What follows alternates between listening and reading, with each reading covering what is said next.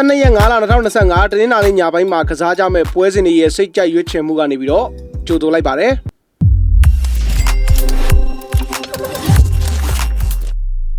အားလုံးပဲမင်္ဂလာပါကြော်ကြီးတဲ့ Master Facebook Page နဲ့ YouTube Channel ကနေပြီးတော့ပြန်လဲကြိုးဆိုပါရစေကျွန်တော်ကတော့ကြော်ကြီးပါဒါဒီနေ့ကတော့တနင်္လာနေ့ဆိုတော့ပွဲစဉ်ကတော့အရင်ကြီးတော့မကြံတော့ဘူးဗျပွဲစဉ်အားလုံးပေါင်းမှဒါ3ပွဲလောက်ပဲရှိမယ် Serie A မှာ2ပွဲနဲ့ဒါ Championship က Play-off ကစားကြမဲ့ပွဲစဉ်တစ်ပွဲပေါ့အဲဒီ3ပွဲပဲရှိပါတယ်ဒီ3ပွဲတွေကမှဒါကျွန်တော်အကြိုက်လေးတွေကိုဒါ2ပွဲလောက်ပေါ့2ပွဲလောက် Italy Serie A တစ်ပွဲနဲ့ Championship က Play-off ပွဲစဉ်တစ်ပွဲကိုကျွန်တော်ဒါသုံးသက်ပြောပြပေးသွားမှာဖြစ်ပါတယ်အကြိုက်ချင်းထက်တူကြတဲ့ညီကိုတွေအနေနဲ့လိုက်ပြီးတော့ကစားနိုင်ရအောင်လို့ကျွန်တော်ဒါသုံးသက်ပေးရခြင်းဖြစ်ပါတယ်โอเคအဲ့တော့ပထမဆုံးအနေနဲ့ကျွန်တော်ရွေးချယ်ပေးခြင်းနဲ့ပွဲစဉ်ကတော့မြန်မာစံတော်ချိန်ဒါတနာရီ15မိနစ်မှာကစားကြမဲ့ Italy Serie A ပွဲစဉ်တစ်ပွဲဖြစ်တဲ့ Atalanta နဲ့ Roma ရဲ့ပွဲစဉ်လေးကိုဒါစပြီးတော့ပြောပြပေးသွားမှာဖြစ်ပါတယ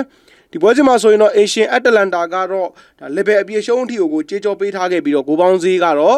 နှလုံးအရှုံးဆိုပြီးတော့ဖွင့်ထားတာကိုတွေ့ရပါတယ်အဲ့တော့လက်ရှိဒီနှစ်သင်းလုံးကတော့ Champions League ဝင်ခွင့်ရရှိရေးအတွက်ကိုတိုက်ပွဲဝင်နေကြတဲ့အသင်းနှစ်သင်းရဲ့ထိပ်တိုက်တွေ့ဆုံမှုလည်းဖြစ်တယ် Atalanta ကတော့လက်ရှိမှာဆိုရင်ဒါအဆင့်3မှာရောက်ရှိထားတဲ့ Champions League ဝင်ခွင့်ခိုင်ခိုင်လုံလုံရရှိထားတဲ့အသင်းတစ်သင်းလည်းဖြစ်တယ်နောက်ထပ်နှစ်ပွဲကိုတင်းဆောင်မရှိကစားနိုင်ပြီဆိုလို့ဆိုရင်သူတို့အနေနဲ့ဒီရာသီ Champions League ဝင်ခွင့်ကလုံးဝတေချာသွားခဲ့ပြီးရမှတ်အနေနဲ့68မှတ်သူ့အောက်ကအဆင့်4က64မှတ်ဆိုတော့အောက်ကအသင်းကိုတပွဲရော့ပြီးတော့ကစားထားတဲ့အနေထားကိုတော့မှပဲ4မှတ်ဖြတ်ထားတာဆိုတော့လုံးဝဒါချန်ပီယံလိအတွက်ကတော့အဆင်ပြေပါတယ်ဝေကွင်းရိုမာကတော့ဒါ63မှတ်ဒီအဆင့်6မှာရောက်ရှိထားခဲ့တယ်သူကလည်းပဲဒါလုံးဝစ조사ပိုင်ခွင့်ရှိတယ်အဆင့်4က36ပွဲကစားထားတဲ့ဂျူဗင်တက်က64မှတ်သူက35ပွဲကစားကို63မှတ်ဆိုတော့ဒီပွဲကိုသူကလည်းအမှတ်ရမယ်ဆိုလို့ဆိုရင်သူ့အနေနဲ့ကလည်းဒါချန်ပီယံလိဝင်ခွင့်ဒါအဆင့်4တဲ့ကိုရောက်ရှိသွားမှာဖြစ်တယ်အဲ့တော့ဒါရိုမာကလည်းပဲချင်းတီပေါက်တော့ဒီပွဲစဉ်ကစ조사လာလိမ့်မယ်လက်ကျန်ပွဲစဉ်လေးတွေကိုအတင်းဆောင်မရှိတကယ်ကိုစ조사ရမယ်အမှားမခံပဲစ조사ရမယ်အသင်းနှစ်သင်းရဲ့ထိပ်တိုက်တွေ့ဆုံမှုဖြစ်တယ်ဒါပေမဲ့အေရှင်ရဲ့ကြေးပေးထားမှုနဲ့လက်ရှိအင်ရှင်ရဲ့တင်းဖောင်ခြေစွမ်းရကိုကြည့်ရမယ်ဆိုအင်ရှင်ကနောက်ဆုံးကစားခဲ့တဲ့ပွဲစဉ်ဆိုလို့ဆိုရင်မွန်စာကိုဝေးဝင်းကနေပြီးတော့ဂိုးပြက်ပြက်တက်တက်နဲ့ကို0-4ဆိုပြီးတော့ကိုအနိုင်ရရှိထားတာကိုတွေ့ရတယ်နောက်ဆုံးကစားခဲ့တဲ့9ပွဲမှာဒါခြေစွမ်းလေးကပုံမှန်တော့ရထားခဲ့တယ်ပေါ့ဗျာတပွဲပဲရှုံးထားခဲ့တယ်နောက်ဆုံး4ပွဲစတိုက်ဒါမရှုံးထားခဲ့ဘူးဘလွန်နာတို့လိုခြေတက်နေတဲ့အသင်းမျိုးကိုဒါ2-0ဆိုပြီးတော့ကိုအိမ်ဝင်းကအပြတ်အသက်အနိုင်ရရှိထားခဲ့တယ်လို့ AC Milan ကိုလည်းပဲဒါ0-1နဲ့ကိုအဝေးကွင်းကနိုင်ထားခဲ့တယ်လက်ရှိကိုတော့ဒါအမှတ်မထင်မဲနဲ့1-1ဆိုရလက်မျိုးနဲ့တရေကျထားခဲ့ပြီးတော့နောက်ဆုံးပွဲစဉ်မှာမွန်စာကို0-4ဆိုပြီးပြန်ပြီးပောက်ကွဲအားကောင်းကောင်းနဲ့ကိုအဆင်ပြေထားခဲ့တယ်ပွဲစဉ်တိုင်းဒါဂိုးရခဲ့တယ်အိမ်ဝင်းမှာပို့ပြီးတော့ကိုဂိုးပြတ်ထားခဲ့တယ်ဘလော့နာကိုဂိုးပြတ်ထားခဲ့တာလုံးဝအဆင်ပြေပါတယ်အဲ့တော့ဒီနေ့လဲရိုမာကိုအိမ်ဝင်းကနေပြီးတော့ level အရှုံးဆိုတော့အကောင်းဆုံးတော့ဒါအက်တလန်တာတို့ပို့ပြီးတော့ဒီချန်ပီယံလိဝင်ခွင့်အဆင့်3မှာသေချာနိုင်ဖို့အတွက်သူထပ်ပြီးတော့ကိုဒီပွဲစဉ်မှာဒါချင်းတွေပေါက်ရုံးပြီးတော့ကစားလာလိမ့်မယ်အဝေးကွင်းရိုမာကတော့ဒါနောက်ဆုံးကစားထားခဲ့တဲ့12ပွဲလောက်အထိကို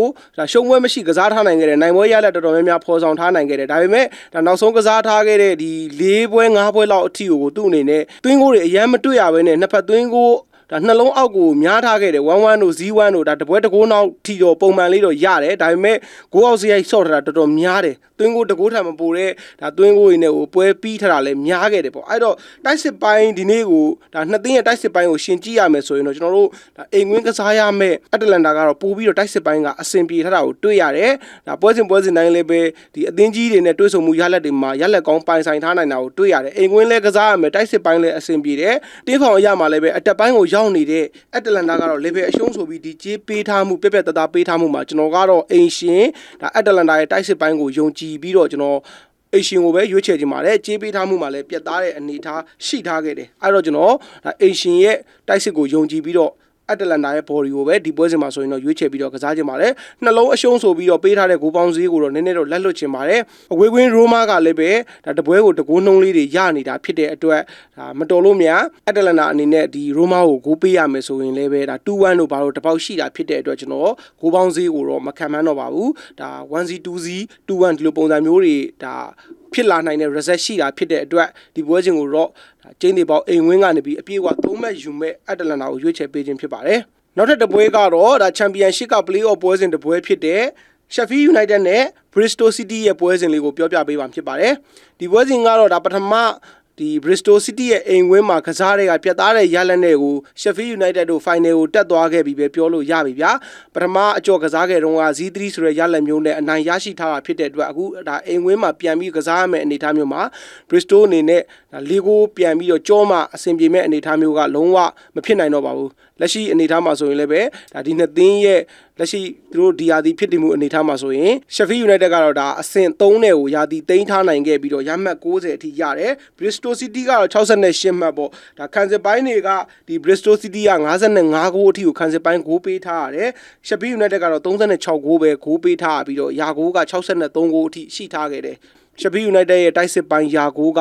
ဒီချန်ပီယံရှစ်မှာအဆင့်4လောက်အထိကိုကတ်ထားခဲ့တယ်။ရာဂိုးတော်တော်များပါတယ်အဆင့်1ကဒီ Leeds United အဆင့်2က Burnley ရဲ့အဆင့်3ကဒီ Coventry က64ဂိုးအထိရတယ်သူက63ဂိုးရတာဆိုတော့ဒီအဆင့်4လောက်အထိတော့ရာဂိုးအများဆုံးမှာအဆင့်4လောက်အထိတော့ကတ်ထားတယ်ဗျ။အဲ့တော့ဒီနေ့မှာလည်းပဲ Sheffield United ကတော့ဒါအိမ်ဝင်းကနေပြီးတော့ဒီဂိုးပြတ်တယ်ဆိုပေမဲ့အကောင်းဆုံးတော့လက်ကျန်ပွဲစဉ်တွေကိုသူ့အနေနဲ့စူးစမ်းသွားမှာပဲဒါနောက်ထပ်ကစားရမှာဟိုဘက်ကဆန်ဒါလန်ပဲတက်လာမလား Coventry ပဲတက်လာမလားပေါ့သူတို့ကတော့ချင်းတွေဘောက်ကတော့တက်ပါပြီဒါပေမဲ့ဒါအိမ်ကွင်းကနေပြီးတော့ကို Bristol City ကိုအကောင်းဆုံးထပ်ပြီးတော့စူးစမ်းလာအောင်ပါပဲနိုင်ပွဲထပ်ပြီးတော့ရအောင်စူးစမ်းလာအောင်ပါပဲ final ပွဲကလည်းသူကနဲ့သူဒါနောက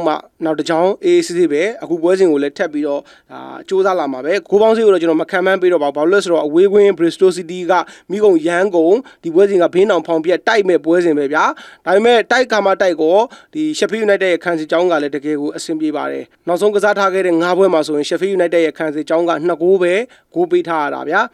ခံစစ်ကြောင်းလုံးဝအဆင်ပြေတယ်အဝေးကွင်း Bristol City ရဲ့ခံစစ်ကြောင်းကတော့တော်တော်လေးဒါအခုနောက်ပိုင်းမှာအဆင်မပြေဖြစ်ထားခဲ့တယ်သူကသူ play off ကစားကမှကစားရတော့နောက်ဆုံးကစားထားခဲ့တဲ့9ပွဲလောက်ဆိုလို့ရှိရင်ခံစစ်ကြောင်းပေးဂိုးက12ဂိုးအထက်မှာရှိထားခဲ့တယ် Leeds United တို့ကိုဒါအဝေးကွင်းမှာဂိုးပြတ်ရှုံးထားခဲ့တယ်Preston ကိုဒါအိမ်ဝင်းကနေကို2ဂိုးအထိဂိုးပေးရတယ်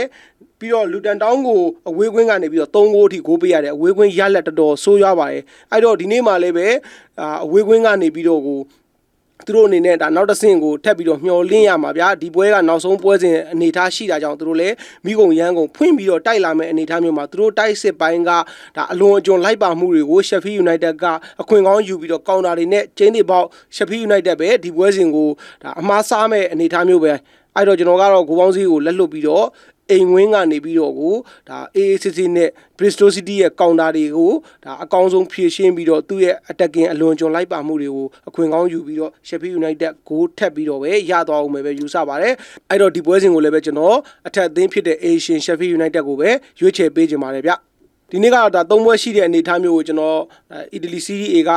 Venezia နဲ့ Fiorentina ပွဲစဉ်ကိုတော့မကြိုက်လို့ကျွန်တော်ရွေးချယ်မပေးတော့ပါဘူးဒီနှစ်ပွဲပဲကျွန်တော်ရွေးချယ်မှုရှိပါတယ်အဲ့တော့ကျွန်တော်ရွေးချယ်ပေးထားတာကတော့ဒီနှစ်ပွဲကဒါအထက်သင်းတွေကြီးပဲပေါ့ဒီနှစ်သင်းလုံးကိုအကြိုက်ချင်းထပ်တူကြရင်တော့လိုက်ပြီးတော့ကစားပေးပါအကြိုက်ချင်းထပ်တူမကြဘူးဒါကိုနဲ့အတွေးအမြင်ချင်းမတူဘူးဆိုရင်တော့ကိုယ့်ရဲ့စိတ်ကြိုက်တိုင်းဘက်ကန်ပြီးတော့ကစားပါလို့လည်းမြစ်တာရက်ခံပါတယ်ပြီးတော့ဒါအခုဗီဒီယိုကိုကြည့်နေတဲ့ညီကိုတွေထဲမှာ online betting အနေနဲ့အကောက်ဖွင့်ကစားခြင်းနဲ့ဆိုရင်တော့ကျွန်တော်စီမှာ 100% ငွေကြေးရေးယုံကြည်စိတ်ချစွာနဲ့လာရောက်အကောက်ဖွင့်စော်ကစားလို့ရပါတယ် website အတွင်းမှာကတော့ကြေး၄မျိုးလောက်နဲ့ကစားရမှာဖြစ်ပါတယ်မလေးကြေးမြန်မာကြေးဟောင်ကောင်ကြေးယူရိုကြေး၄မျိုးလောက်နဲ့ကစားရမှာပါကိုယ်တိုင်ငွေသွင်းကိုယ်တိုင်ငွေထုတ်နဲ့ကစားရတာဖြစ်တဲ့အတွက်လုံးဝအဆင်ပြေပါတယ်ပြီးတော့အကောက်ဖွင့်ပြီးတော့မကစားခြင်းဘူးကြေးတွေနားမလဲဘူးဆိုတဲ့ညီကိုတွေအတွက်လည်းပဲကျွန်တော်အပြင်ကြေးဖွင့်ပေးထားပါတယ်အပြင်ကြေးကိုတော့ဒါအကောက်မယူဘဲနဲ့ website မှာရတဲ့ဇာအတိုင်းပြန်ပေးသွားမှာပါဆက်လက်မှာရတဲ့ pay out အမောက်အတိုင်းပြန်ပြီးတော့ရှင်းလင်းပေးသွားမှာဖြစ်ပါတယ်ဒါကြောင့်မို့အကောက်ဖွင့်ပြီးတော့ကစားခြင်းတာပဲဖြစ်ဖြစ်အပြင်ကြေးကစားခြင်းတာပဲဖြစ်ဖြစ်ကျွန်တော်ရဲ့အခုဗီဒီယိုရဲ့အောက်မှာချပေးထားတဲ့ Viber Telegram နံပါတ်တွေကိုဆက်သွယ်လာခဲ့ပေးပါပြီးတော့ကျွန်တော်တို့ K9 ဝင်းနဲ့အတူလက်တွဲပြီးတော့လည်း agent အဖြစ်လုပ်ကိုင်လို့ရပါတယ် agent အဖြစ်လုပ်မယ်ဆိုရင်တော့လစာ